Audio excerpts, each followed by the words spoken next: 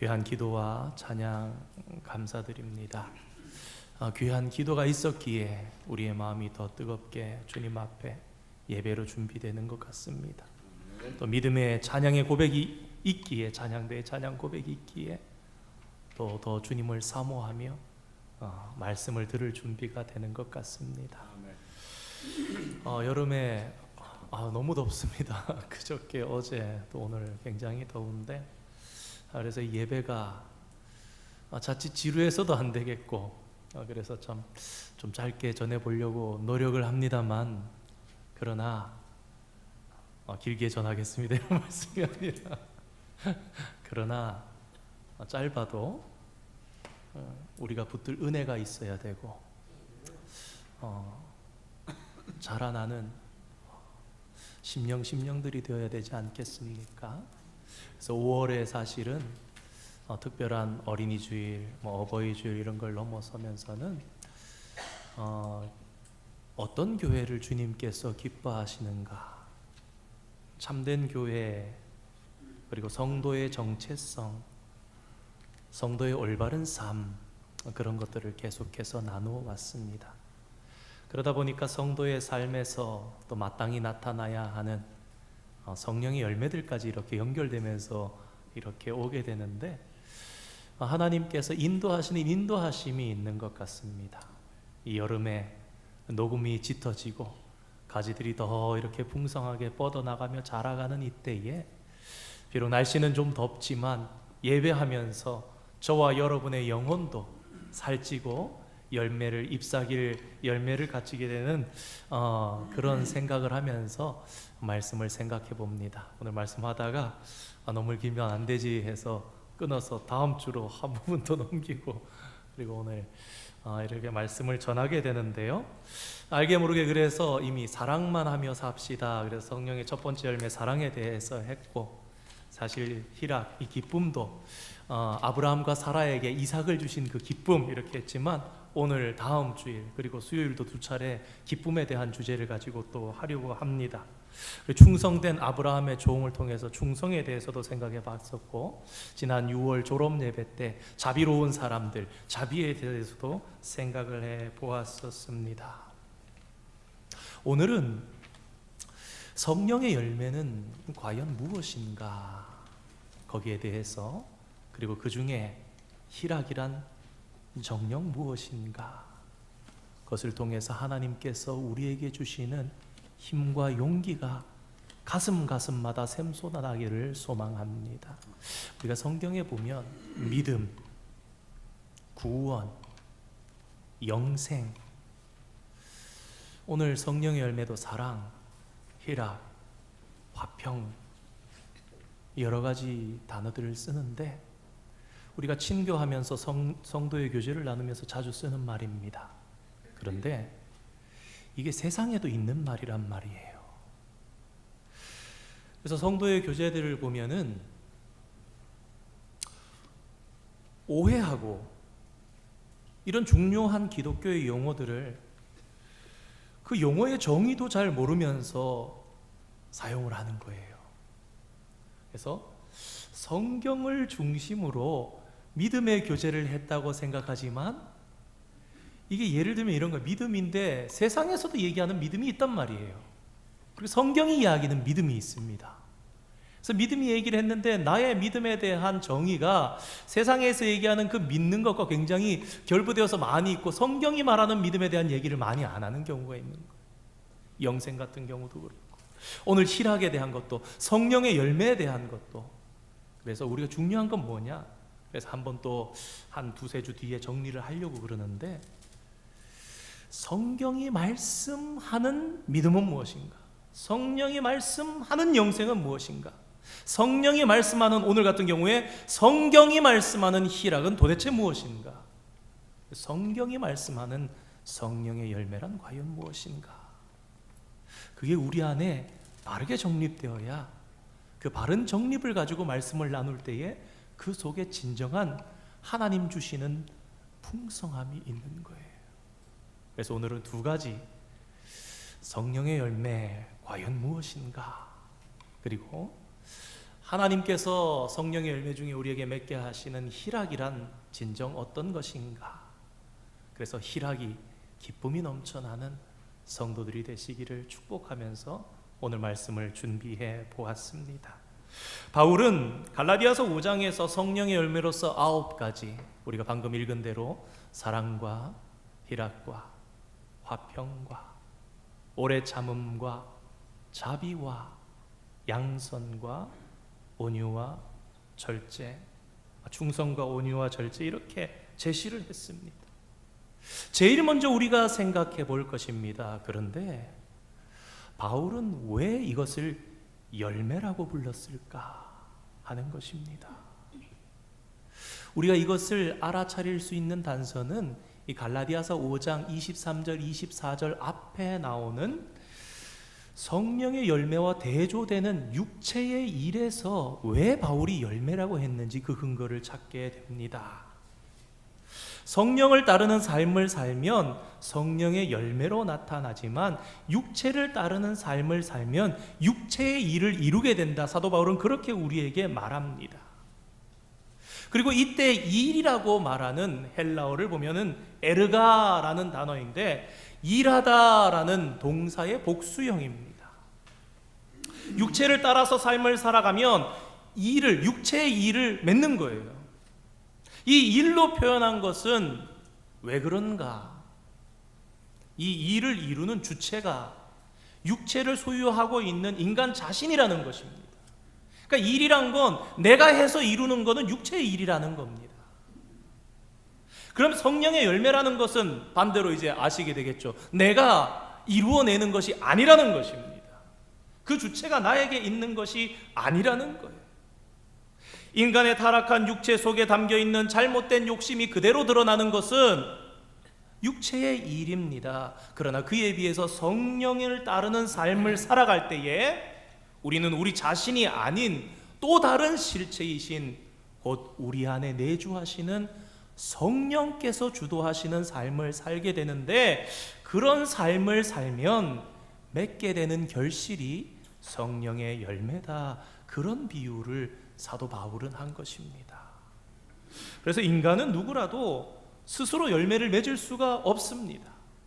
왜냐하면 열매는 인간의 인위적인 노력을 통해서 얻을 수 있는 결과가 결코 아니기 때문입니다. 이 열매라는 단어를 헬라어로 찾아보면 카르포스라는 단어인데요, 나무에서 맺히는 열매를 의미합니다. 우리가 잘 아는 요한복음 15장에 보면 나는 포도나무요 너희는 가지니 너희가 내 안에 있어야 열매를 많이 맺는다, 그렇게 말씀하셨잖아요. 지난주 수요일이었나 지지난주 수요일이었죠. 바람이 많이 불었습니다. 가지가 많이 꺾였어요. 우리 정원에 있는 나무도 가지가 꺾였습니다. 그런데 여러분 한번 보시기 바랍니다. 나무에 달린 가지에는 열매를 맺는데요, 나무에서 잘려 나온 가지에서 열매 맺는 거 보신 적 있습니까? 없지요. 나무가 열매를 맺는 거지 가지가 열매를 맺는 것이 아닙니다. 가지는 나무에 달려서 나무의 진액을 먹어서 열매를 맺는 거죠. 이와 같이 성령의 열매도 그러하다라는 것입니다. 육체의 일은 타락한 인간 스스로가 만들어내는 결과입니다. 열매라고 하지 않는 거예요. 반면 성령의 열매는 우리 안에 내주하시는 성령의 역동적인 활동을 통해서 하나님께서 공급해 주시는 참 생명의 아름다운 성품들입니다. 그러니까 우리가 진짜 성도라면 우리 안에 성령께서 주시는 성품이 나타나게 되어 있다는 거예요. 그 성품이 어떤 거라고요?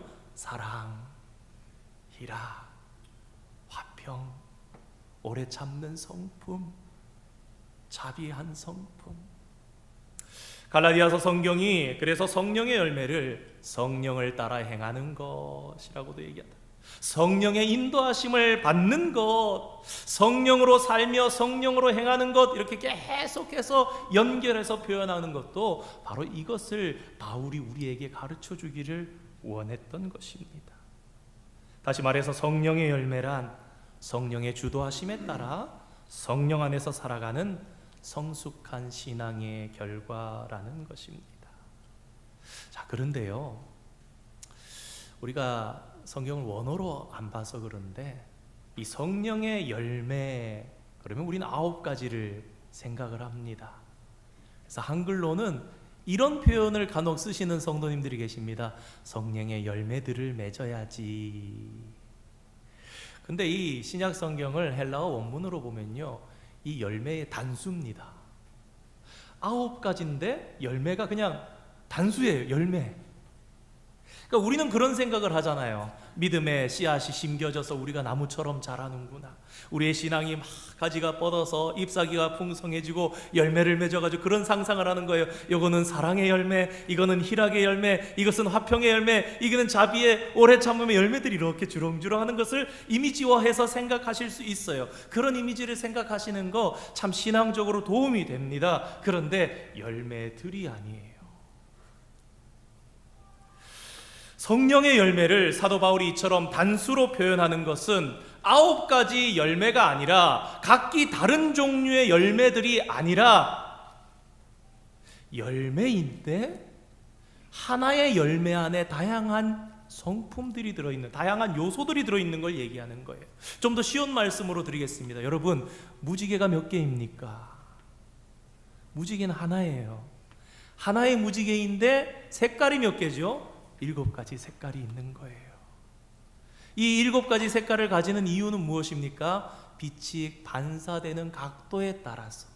우리는 빨간 부분만, 파란 부분만, 노란 부분만 무지개라고 하는 것이 아니라 무지개는 7빛깔을 가지고 있는 그 자체를 무지개라고 하는 것처럼 이와 유사하게 성령의 열매는 그 안에 사랑도, 희락도, 화평도, 오래 참음도, 자비도, 양성도, 충성도, 온유도, 절제도 다 들어있는 9빛깔을 가진 나무 열매를 이제 상상하셔야 됩니다. 그것이 성경이 말씀하는 성령의 열매, 그 참된 그리스도인들에게 맺혀지는 열매를 말씀하는 것입니다.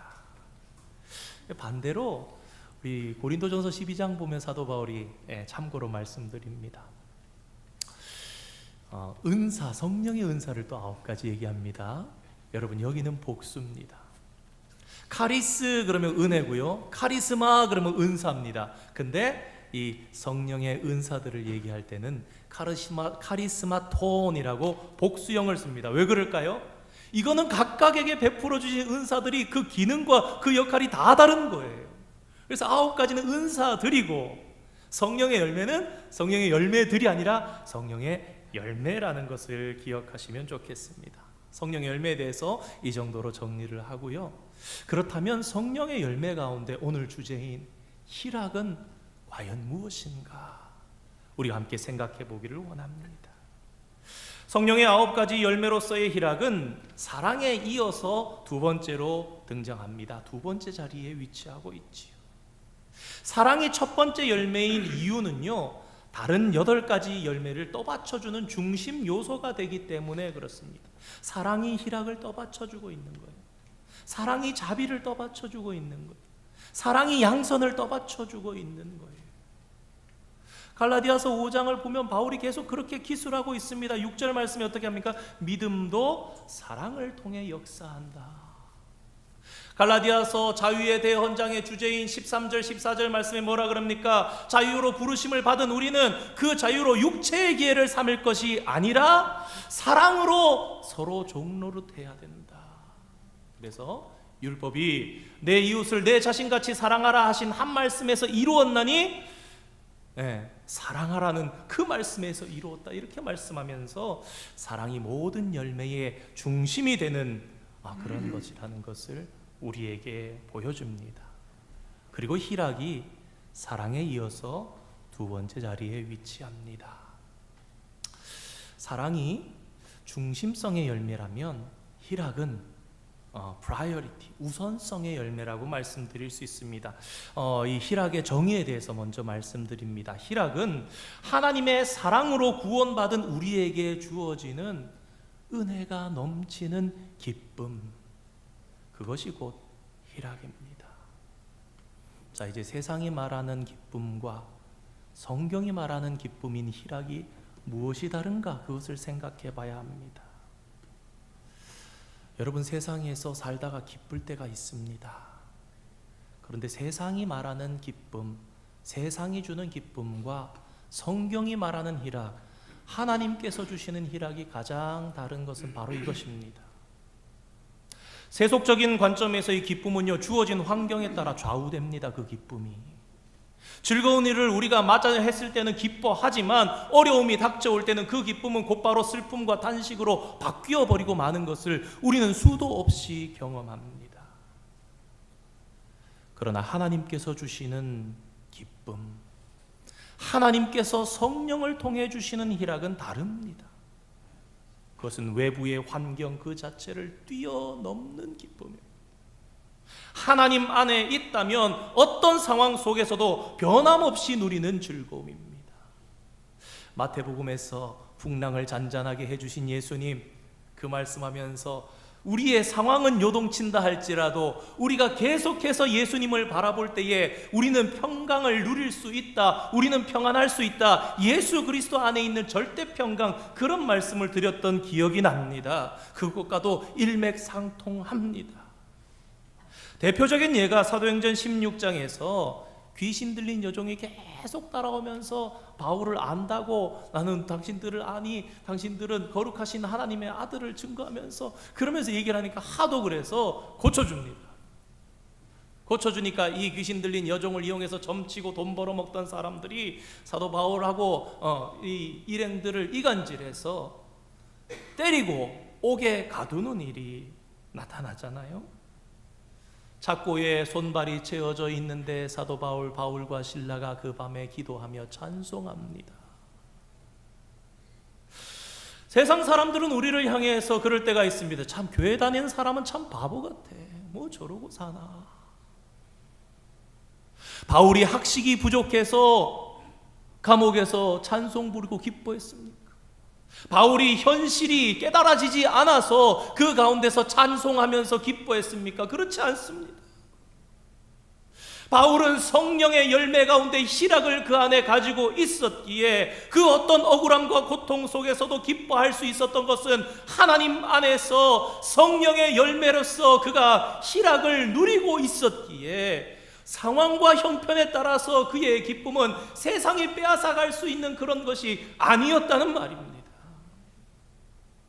이처럼 성령의 열매인 희락은 내가 가진 것이 많으나 적으나, 내가 사회적으로 높으나 낮으나 거기에 따라서 결코 좌우되지 않는 것입니다. 왜냐하면 믿음의 삶이란 주변 환경에 의존되는 것이 아니라 히브리서 12장 2절 믿음의 주요 또 온전케 하시는 이인 예수를 바라보는 삶이기 때문에 그렇습니다. 주님께서 주시는 절대 평안을 바라보면서 사는 사람은, 그런 바른 신앙을 지키는 사람은 그렇기에 어떤 역경 속에서도 결코 흔들림이 없는 것이고, 때로는 비록 지금 고난을 당한다 할지라도 최종 결과는 하나님께서 주시는 승리라는 것을 너무나 잘 알기 때문에 그 안에 기쁨이 흔들리지 않는 것입니다. 예를 들어서 우리 예레미야 선지자를 압니다. 그는 바벨론으로 70년간 우리가 이제는 포로로 끌려가야 된다, 그것이 하나님의 뜻이라는 것을 알았습니다. 그래서 예레미야 25장에 선포합니다. 바벨론 70년. 근데 그 예언을 하면서 그가 이어서 이러한 유대 민족들을 향해서 이러한 역설의 메시지를 합니다. 우리 예레미야 29장 11절 말씀 준비되어 있습니까? 함께 읽겠습니다. 시작. 여호와의 말씀이니라. 너희를 향한 나의 생각을 내가 아나니 평안이요 재앙이 아니니라. 너희에게 미래와 희망을 주는 것이니라. 아멘. 성령의 열매인 희락은 사막과 같이 도저히 견딜 수 없는 역경 속에서도 요셉에게 주신 축복처럼 담장을 넘는 무성한 가지와 같은 것입니다. 그가 청소년의 시기, 꿈 많은 시기, 가슴 뛰던 그 시기에 감옥에서 종으로 억울하게 삶을 살면서도 부모를 다시 만나지 못하는 그 안타까움과 형제들이 자기를 팔았다는 그런 억울함과 속이 터지는 그런 속에서도 그가 결국 맺어낸 열매가 무엇입니까? 아버지가 돌아가셨을 때에 형들이 이제는 요셉이 우리를 잘 돌봐주지 않겠지, 이제는 해코지 하겠지 하면서 찾아와서 아버지가 이러이러하게 유언했다 했더니 슬퍼하면서 가슴 아파하면서 뭐라 그럽니까? 내가 이제부터 형님들과 형님의 자식들을 기르겠습니다. 요셉이 그렇게 할 수 있었던 이유, 그가 정령 억울하지 않아서입니까? 아닙니다. 그가 하나님의 사람으로 하나님께서 베푸신 기쁨이 그 안에 넘쳤기 때문에 그 고난을 넘어서 뻗어서 열매 맺는 그 축복을, 그는 담장을 넘는 무성한 가지의 축복을 누리고 있었던 것입니다. 생명이 넘쳐 흐르는 생수의 근원, 성령 충만한 삶 같은 말입니다. 그리고 그것은 어떤 상황 속에서도 끊이지 않는 하나님의 기쁨을 말합니다. 사도 바울이 이러한 하나님의 나라의 참모습을 표현하면서 뭐라 그럽니까? 성령 안에 있는 의와 평강과 희락이니라, 그렇게 강조한 것도 같은. 다시 말씀드립니다. 하나님의 나라는 성령의 열매인 희락 안에서 의와 평강을 이루는 삶입니다. 하나님께서 우리를 자녀 삼으시고 우리에게 바라시는 삶의 진정한 모습은 기쁨이 넘치는 가운데 주님의 의와 주님의 평강을 이루는 삶, 그렇지 않습니까? 한번 나의 삶을 돌이켜 보시기 바랍니다. 내 삶에 기쁨이 있는가? 세상의 기쁨 아닙니다. 기쁨이 있는가? 그럼 그 기쁨 가지고 주님의 의와 주님의 평강을 이루는 삶을 살아가고 있는가? 예수님께서 약속하신 더 풍성한 생명도 그와 같이 넘치는 기쁨을 말씀합니다. 그 배에서 생수의 강이 흘러 넘쳐나리라. 이처럼 예수의 사람들에게 이 세상에서 어떤 상황과 삶 속에서도 이겨내도록 주신 열매인 희락, 그 희락이 가득 넘치는 삶을 사시는 성도들이 되시기를 주님의 이름으로 축원드립니다. 이런 희락, 어떤 희락인가? 우리가 왜 항상 기뻐할 수 있는가? 좀 더 자세히 말씀드리고 말씀을 맺으려 합니다. 어떤 상황에서도 놓칠 수 없는 성령의 열매인 희락. 사도 바울은요, 데살로니가 교회를 향해서 쓴 첫 번째 편지에서 우리가 잘 아는 5장 16절, 17절, 18절, 항상 기뻐하라. 이것이 그리스도 예수 안에서 우리를 향하신 하나님의 뜻이라고 강조했습니다. 그런데 성도 여러분, 기복이 심하고 험난한 이 세상을 살아가면서 항상 기뻐한다는 것이 과연 가능한 것인가, 그런 생각을 해보게 됩니다. 오늘 이 말씀 들으시고 그럼에도 불구하고 항상 기뻐할 수 있구나라는 것을 손에 꼭 붙잡으시고 사시는 성도님들 되시기를 바랍니다. 이 말씀에서 데살로니가전서 5장에서 기뻐하다에 해당하는 헬라어는 카이로입니다. 이 단어는 희락으로 번역된 카라의 동사형인데요, 연결하려는 이유는 히브리어하고 매칭을 시켜보려 합니다. 왜냐하면 신약 성경은 헬라어로 쓰였고 구약 성경은 히브리어로 쓰였으니까요. 이 기뻐하다에 해당하는 히브리어는 사메아흐라는 단어인데요, 직역하면 이렇게 됩니다. 자긍심, 당당함. 기뻐하는 게 왜 기뻐하는가? 자긍심, 당당함이 있기 때문에. 이 헬라어를 살펴보면요, 우리가 기뻐해야 하는 이유, 성령께서 주시는 기쁨의 그 근거가 무엇인지 우리로 깨닫게 합니다. 여러분, 성도가 왜 기쁩니까?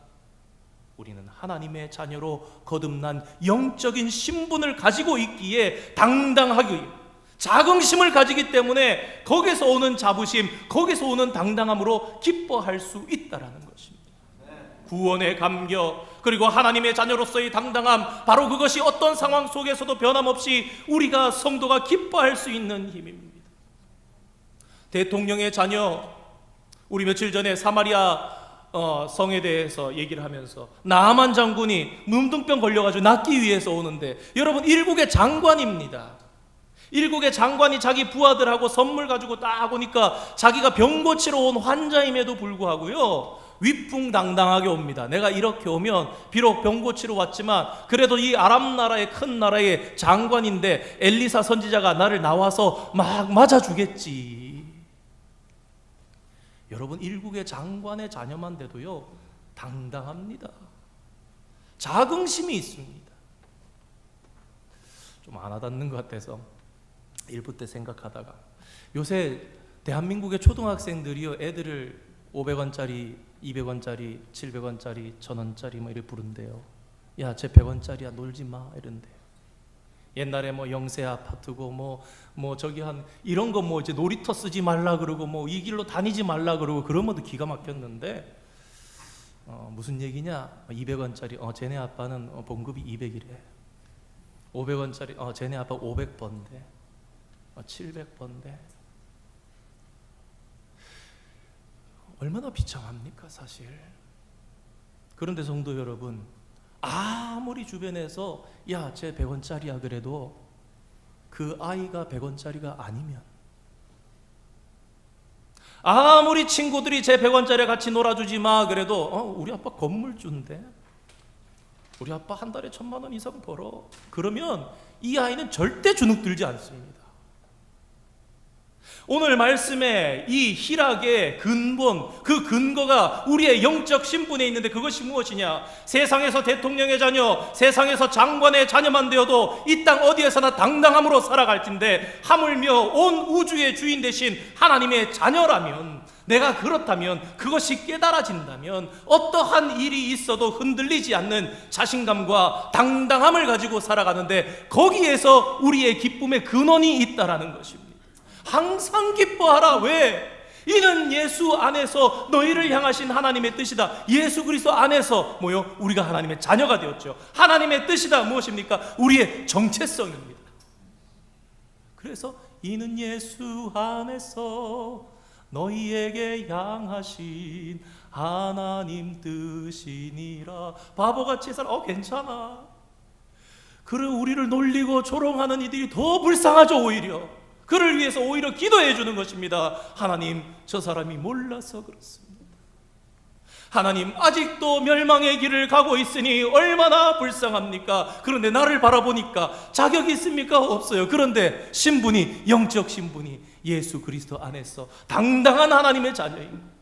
주님의 거룩한 피로 값주고 사신 세상의 어느 것과도 바꿀 수 없는 그런 정체성. 이 정체성이 어디서 왔는가? 이 자긍심이 어디서 왔는가? 그래서 오늘 구약 성경을 읽었는데요, 이 이스라엘 민족의 자긍심은 첫째로 출애굽한 그들이 하나님과 맺은 시내산 언약으로부터 비롯된 거예요. 그런데 여러분 한번 생각해 보시기 바랍니다. 이스라엘이 언약 백성이 된 것은, 하나님의 백성이 된 것은 그들에게 그럴 만한 자격이 있었기 때문입니까? 그렇지 않습니다. 전적으로 하나님께서 베풀어 주신 은혜에 근거한 것입니다. 그래서 언약은 하나님께서 이스라엘에게 베푸신 가장 크고 우선되는 복입니다.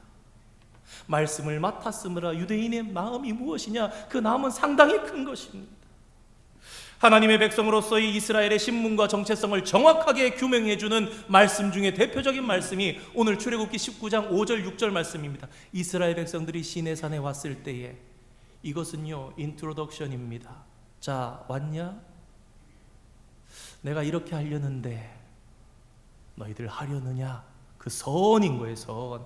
우리 출애굽기 19장 5절 6절 말씀 다시 한번 띄워주실 때 함께 읽어보겠습니다. 시작. 세계가 다 내게 속하였고 너희가 내 말을 내 언약을 지키면 너희는 모든 민족 중에서 내 소유가 되겠고 너희가 내게 대하여 제사장 나라가 되며 거룩한 백성이 되리라.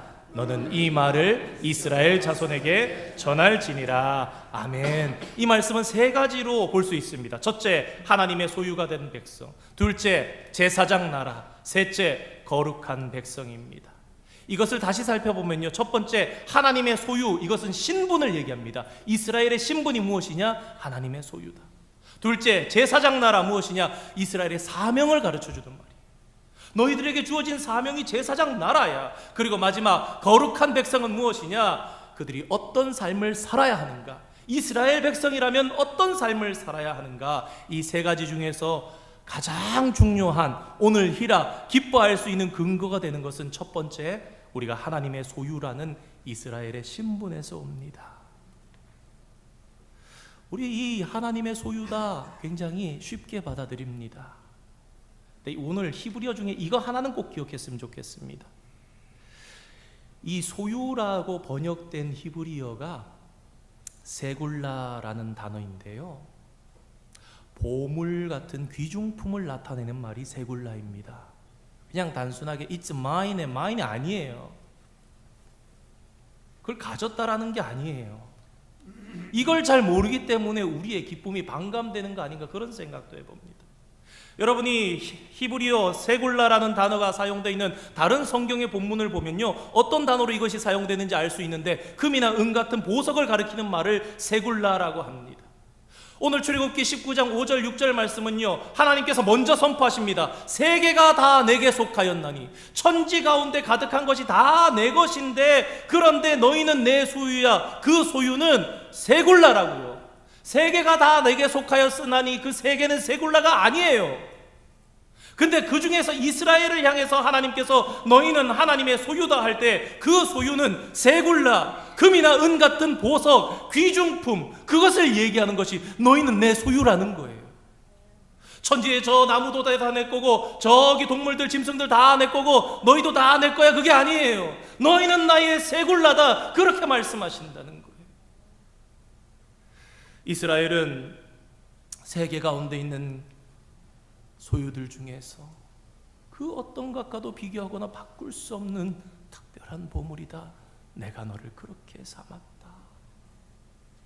여러분, 여기서 오는 그 기쁨이 당당함이에요. 자긍심입니다. 하나님께서 오늘 우리를 어떻게 불렀는지 진정 안다면 그러니 기뻐하지 아니할 수가 없는 거예요. 비참할 수가 없는 겁니다. 왜? 내가 하나님의 자녀인데 누가 날 비참하게 생각해?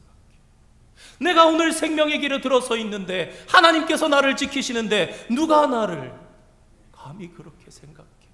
이 세상 잠시 잠깐인데 눈 감았다 뜨면 나는 하나님의 자녀인데. 속이지 마. 감히 그런 얘기를 나에게 대지 마. 그렇게 이스라엘은 하나님의 보배로운 백성이며 하나님의 특별한 소유인 것입니다. 이 세굴라는 어떠한 경우에도 빼앗기지 아니하는 나의 보물, 나의 귀중품, 전쟁이 나도 내가 반드시 들고 가는 그런 소중한, 그래서 하나님께서 성경에서 이스라엘을 나의 눈동자같이 지킨다.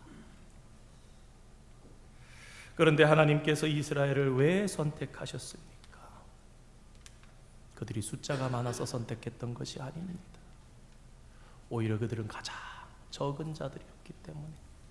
우리 마지막으로 신명기 7장 6절 7절 말씀 함께 읽고 결론을 내리라 합니다.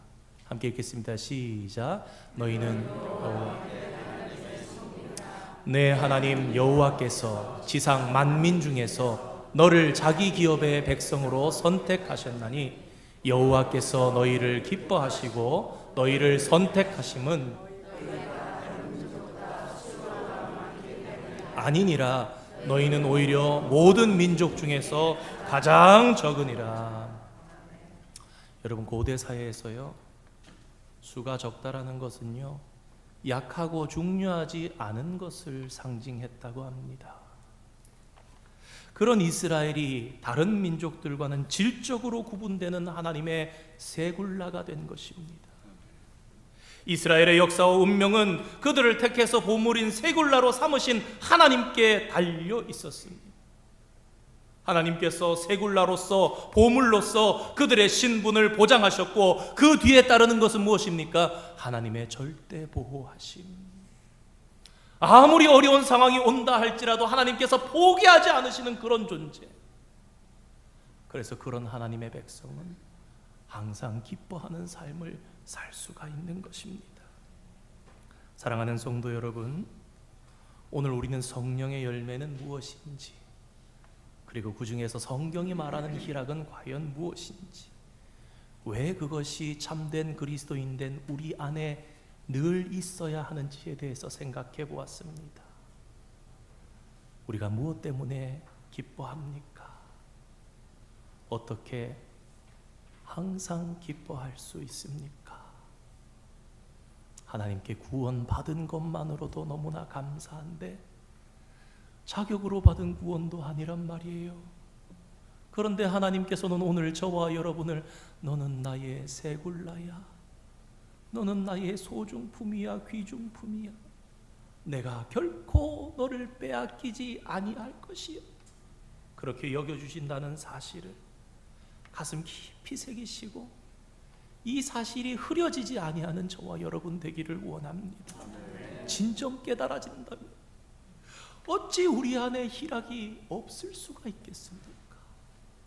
잘 몰라서 잊어서 그럴 수는 있어도 이것을 안다면 참된 그리스도인의 삶 속에서는 이 희락, 이 기쁨이 사라질 수가 없는 것입니다. 오늘 주신 말씀을 통해서 하나님께서 우리를 자녀 삼으시되 어떤 자녀를 삼으신 것인지 확실히 알고 기억하는 성도 되기를 원합니다. 그 축복, 그 사랑 속에 넘치는 기쁨, 희락, 그 희락이 늘 넘치는 삶 사시는 성도들이 되시기를 주님의 이름으로 축원드립니다. 함께 기도하겠습니다. 거룩하신 하나님 감사드립니다. 오늘도 말씀으로 우리를 기르시고 주신 말씀 속에서 우리를 향한 하나님의 크시고 놀라우신 사랑을 깨닫게 하시니 감사드립니다. 주님의 자녀 삼아주시고 성령의 열매를 맺게 하신 뜻을 하나씩 깨달아갑니다. 하나님께서 우리를 구원하시고 자녀 삼아주신 것을 우리들이 제대로 깨닫는다면 기쁨을 이기지 못하고 살아가야 당연할 저희들입니다. 오히려 적기 때문에, 오히려 연약하기 때문에 이스라엘을 선택하시고 축복하신 하나님, 오늘 저희들이 받을 수 없는 하나님의 크신 사랑을 받으며 새굴라된 것을 깨닫기를 원합니다. 그 은혜 속에 참된 기쁨을 가지고 살아가게 하시고 그 기쁨 속에서 주님의 의와 평강을 이루는 삶 살게 하여 주시옵소서. 어떤 상황 속에서도 빼앗길 수 없는 기쁨을 이미 우리에게 베푸셨음을 알게 하시고 주를 더욱 사랑하는 성도 되게 하여 주시옵소서. 예수님의 이름으로 기도드립니다. 아멘. 우리 함께 봉헌송 찬양하시겠습니다.